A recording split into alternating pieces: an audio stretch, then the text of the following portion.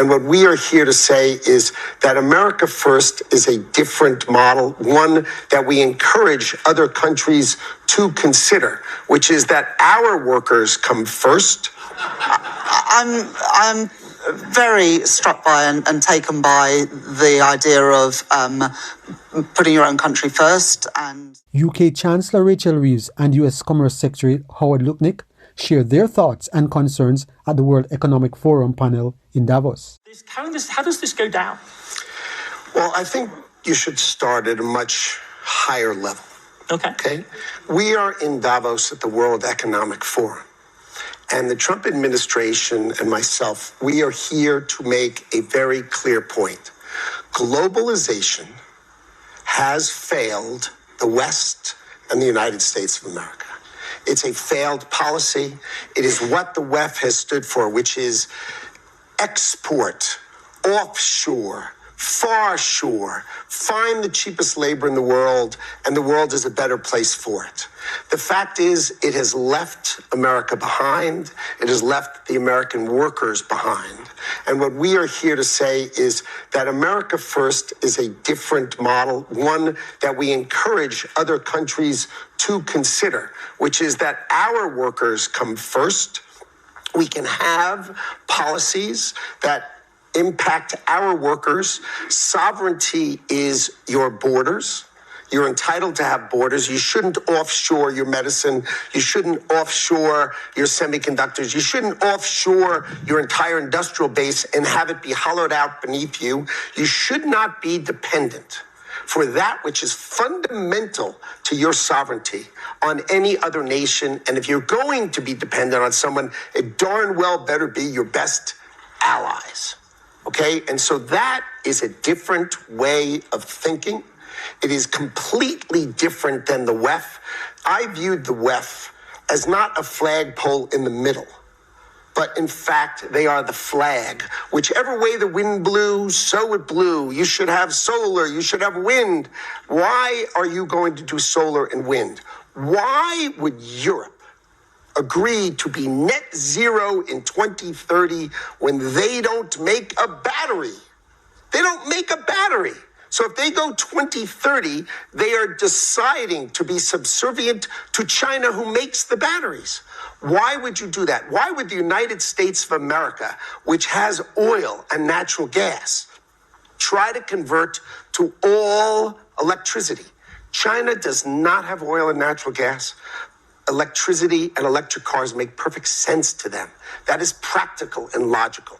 So the point I want to make, and I want people to think about, is that America First is the job of our government to take care of our workers, to make sure their lives are better for it.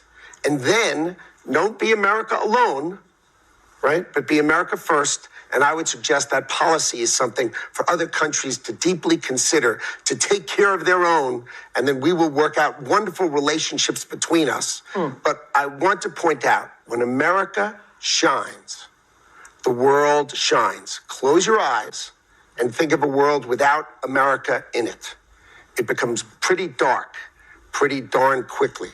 When America shines, right? And everyone said, oh, you're going to do all these tariffs, you're going to destroy the world. The world's stock markets are up. Which ones of them? All of them. Can I bring you back to Greenland? No. It's unnecessary. It's the Western Hemisphere is vital for the United States of America. Our national security people are on it, and they care about it. And I'm going to leave it to them to address with our allies, with our friends, and with everyone how they work it out. But the Western Hemisphere matters to the United States of America. And the United States of America, as I've just articulated, really, really matters to the world. When America shines, the world shines, because they all need to make sure America is strong and powerful to take care of them, God forbid.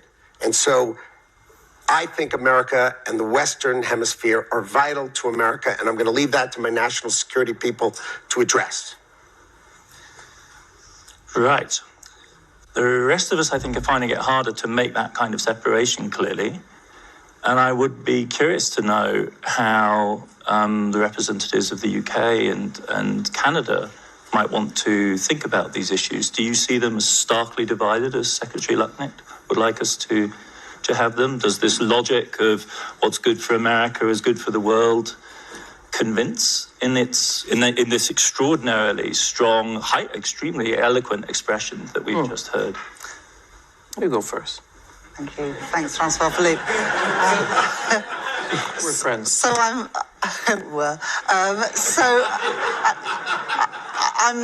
I'm very struck by and taken by the idea of putting your own country first and considering your own security and resilience.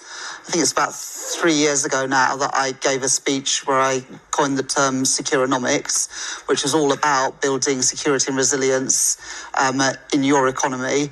And the days when it didn't matter where things were made and who made them were in the past. And that's become increasingly clear since the pandemic, when we were over-reliant on PPE and medicines from abroad, and then again when Russia invaded Ukraine because of what happened to oil and gas prices. I guess for an economy like the UK, the way in which we will pursue our national interest is going to be different from the way in which the US pursues theirs. You are a much bigger economy, and we can't do everything on our own, nor should we try to, because we'd end up doing nothing well. But we do have real strengths in the UK, in our defence sector, in life sciences, in business and financial services. But we do rely on our allies as well, and even a country as big and as strong as America also relies on its allies. And I guess the sort of area where I think that we do need to sort of continue that dialogue between countries that share each other's values is how we can work together in our mutual interests to advance our values in a very unstable and uncertain world. And if you say, could you picture the world without the US and what would the world be like? Yeah, the world would be a lot poorer and it would be a lot scarier. But you've also got a lot of allies around the world. In the United States, Britain, I believe, is your strongest ally. Always has been, do a deal always with us, will and we be. love you. We do. Thank you very much. Feeling is mutual, but we do need to think about where the threats are and who our friends are. And I think that's probably more stark for smaller economies. But even for the US, when you think about, I was in the States, as you know, last week for a meeting of G7 plus a few other finance ministers to talk around critical minerals. Now, you do have some reserves of critical minerals, but not everything you need. 90% of your critical minerals at the moment come from the US, from China. You need to wean yourself off those. Sure. Yeah, but you won't be able to do that without the help of Canada and Australia and other countries. And so for all of your strengths, we do also need to think how we can preserve some of the things that the US has benefited from in the NATO alliance and the Western alliance, not because it is the benevolent or the right thing to do, but because I profoundly believe it is in your country's national interest. The other thing I just wanted to say, Adam, in terms of sort of building security and resilience, but for my country, it's about our industrial strategy. Where we're really focusing on these sectors where we are really good. But we're not going to be a semiconductor superpower in the UK. That's not realistic. So but we've like got friends. biotech. Life sciences, biotech, financial services, which is obviously absolutely crucial for financing things like the exploration for critical minerals and the extraction of those critical minerals. We've got real strength with the London Metal Exchange in London, for example. But we have some reserves of lithium and tungsten. We're not going to be a big global supplier of critical minerals. So we have strengths. Defence is another one. And our trade strategy is also around our security and resilience, where we are we are trying, and this is different from the US approach, I absolutely acknowledge that, we are trying to reduce barriers to trade. You know, we've done trade deals this year with you, with India, with Korea, and we're also reducing trade barriers with the EU. There's more that we want to do together between the UK and Canada. We regard it in our national interest to reduce the cost of living for people in Britain, but also providing more opportunities for businesses in the UK to then export around the world. And every leader who cares about their country and their people should put their country and their people first. If you have benefited in any way from this video, please subscribe, like, share, and be sure to leave us a comment.